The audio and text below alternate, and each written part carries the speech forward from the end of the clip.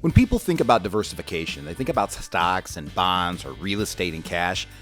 We're going to spend some time on Consider This program today talking to you about tax diversification, why it's important, how to build it, how to develop it.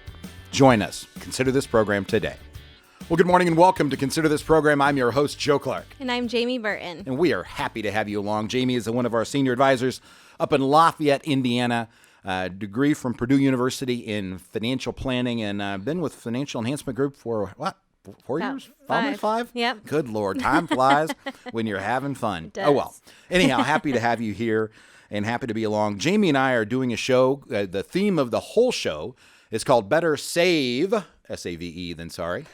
We talked about diversification in the first conversation of assets, primarily in bonds and what you needed to know. We're going to take this one into tax diversification because I think it's one of the things that is most missed in life. So, Jamie, what is tax diversification? So tax diversification is when you save money in different areas that are taxed in different ways. So you have money that is in pre-tax, so that means that you don't pay taxes on it today, but it grows tax deferred, and when you take it out in the future, you have to pay taxes on it. Then you have taxable money, so that's money in your savings account or in a brokerage account, money that you've already paid taxes on the money that went into it. It grows, and you get a 1099 every year for the growth in those accounts. And then you have tax-free money. So that's money that you have in a Roth IRA that you pay taxes on the money today. It goes into the account and it grows tax-free, and you don't owe any taxes on any of it when you pull it out. And why in the world would I want to go to mess around with having, I mean, it doesn't matter. Does it really matter? It absolutely matters. Now, tell me, how does it matter? Well, when you get to retirement, it's a big thing that we find is a lot of people have saved all of their money into tax-deferred accounts because they've been told that that's the way to go. You save money on your taxes today, and it feels good to save money on your taxes. But then you get to retirement, you have all this money that is tax deferred, and you have to start pulling it out, and now all of that money is taxed, and it hits your tax return. So you don't have any flexibility. If whatever money you need to keep up with your standard of living, you're going to pay taxes on it whether you want to or not.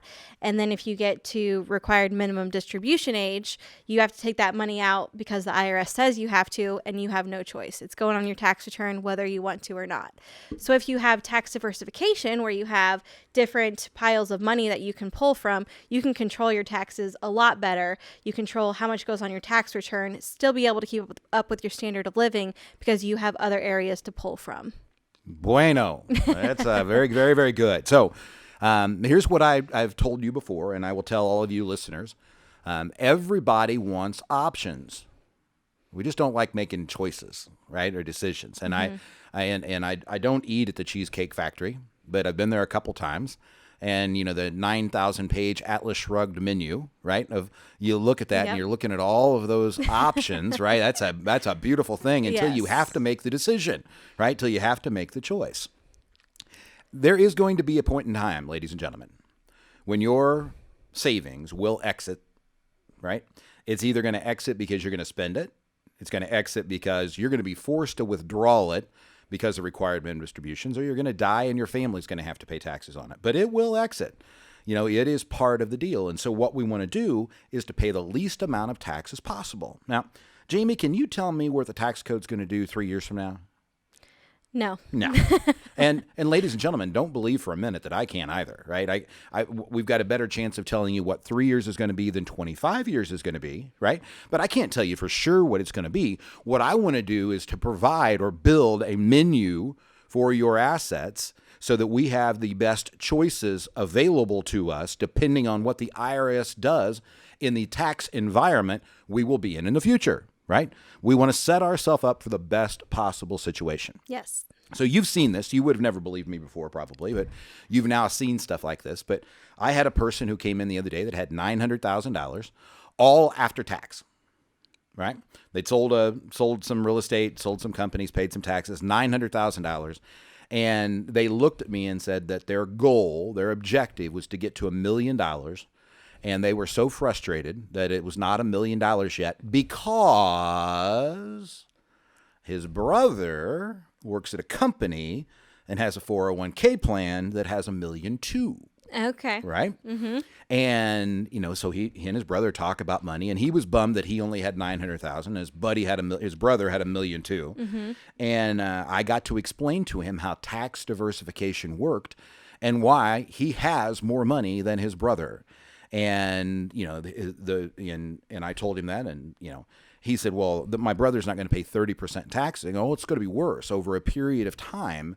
It is substantial in terms of how that comes out. We get caught up sometimes looking at the menu without understanding what it's really going to taste like, right? And you go into a restaurant, you see the picture. Mm-hmm. It rarely looks that way when your plate arrives, right? I mean, It's just, what happened, right? Between here and the kitchen.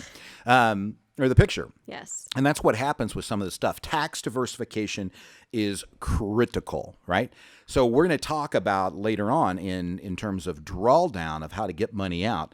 But you did a really good job breaking down that tax diversification. So now let me ask you a question.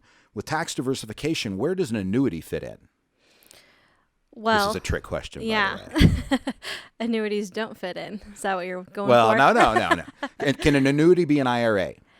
Yes. Yes, it can. So if an annuity is an IRA, it is tax deferred, mm-hmm. right? It's that first one that you talked about, the very first bucket. Yes. Right? The one that's a little perverse mm-hmm. is when people take money that's after tax, mm-hmm. right? And because they've heard tax deferral is good, they put it in an annuity, right? Which now becomes tax deferred on all of the growth. Right. Right. So you really have a multiple column there. When we talk about some of this stuff, you really have to think about the strategy of how you're getting it in. If my book, when it comes out, is titled Retirement Runway. And what I try to explain to people is you always want to begin with the end in mind. I am not getting on a plane to fly somewhere unless I know where I'm going and that I have a great chance of a safe landing. And I wouldn't go to the trouble of going to the airport through the TSA and doing all of the other stuff unless I really wanted to get to the other joint, right? Right. So all trips for me start with the end in mind, okay? All saving should start with the end in mind. And when you understand that all of your money has to exit the plan, has to exit the building, so to speak, then I think people would make entirely different investment decisions today. It's, mm-hmm. Why don't you give us the fiduciary focus and we can go there? Yeah. So the fiduciary focus is the first one is risk and volatility. Then we have fees and expenses, taxes, both today and tomorrow, and real return. And why do you think all four of those are there together? Because you can't just focus on one of them in a silo. You have to focus on all of them together at the same time when you're making a decision. Only if you want to have success. Yeah. Right. So James Clear, author of Atomic Habits, says that success is never dependent upon one thing, but failure can be. Right. And you take those four things that Jamie just gave you, and I have seen people wreck their entire financial lives by paying attention or no attention to one of the four, mm-hmm. right? And if you do all four of them, you've got a much better chance of being able to succeed. Taxes belong in the picture. And so many times you'll hear people say, well, don't worry about it. If you're paying taxes, it means you're making money. Oh, that is hogwash. That is so true on earned income, right? If I'm a surgeon and they're paying me $1 million a year, then yes, I'm going to pay taxes on it. And I can't tell you I would be happy about that, but yes, you pay that. That does not mean I want my investments set up so that they're tax inefficient. And we'll always go back to those two tax codes, right? There's one for the informed and one for the uninformed. Make sure you're on the right side of that trade, right? So when we live in and this is this is a military term that I think came out of the Pentagon, that or West Point, one of the military places. After the wall came down. Mm-hmm. All right, when the wall was still up, we knew that the Soviets were our enemies. That was our prime target. And what they essentially said when the wall came down and the Soviet Union failed, right, that we were suddenly in a volatile, uncertain, complex, and ambiguous world, VUCA. And they use that terminology to explain it. You just have to make a lot of assumptions. Mm-hmm. And what happens is I think people go back to defending decisions that they've already made in the past without recognizing they need to make adjustments. So when you see those plans where people have got all of their money in tax-deferred savings, mm-hmm. right? Yeah. You understand how it got there. Absolutely, right? Yep. And in your job and our job at the Financial Enhancement Group is to help people navigate away from that Or if you're stuck in that, because we have people come see us that are 70, that it's already there. There's not, or people who retired before a Roth 401k or Roth IRA existed. Yep. That's why I said I think the oldest person I've done a Roth conversion for was 92. You'll hear people say not to pay attention to taxes. I'm telling you, ladies and gentlemen, it is the other way around. Risk and volatility ignored can wreck your ship. Paying excess fees or expenses ignored can wreck your ship. Paying taxes without paying attention to being on a financial journey, with the today and tomorrow part, just looking at 1 year can wreck your journey. And last but not least, real return, meaning including inflation. If you don't pay attention to it and just put money in something where the principal never goes down, but the purchasing power gets decimated over a period of time, you've got to be careful. All 4 of those areas really, really, really matter. People hate making decisions, right? Yes. But they love making choices. So in that tax diversification part, we've got to make sure that we're building the right buckets of money. We talked about that a little bit in your breakdown in the beginning, right? We want to make sure we have money that is tax deferred. And truthfully, if I had to pick of not having any, it'd be in that bucket. But tax deferred is okay to a degree. Tax money that's already after tax, that's your trust or in a brokerage account or a bank account. You're still going to pay taxes on with a 1099 on interest or dividends or capital gains.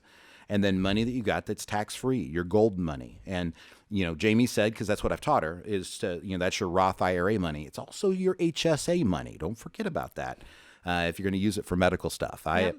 The only thing that I would put anywhere near my Roth accounts as golden would be the HSA accounts that we have. So pay attention to both of those. If you want to learn more, go to yourlifeafterwork.com. We'll talk about your individual situation at your very own Next Steps meeting. It's 90 minutes. It's complimentary.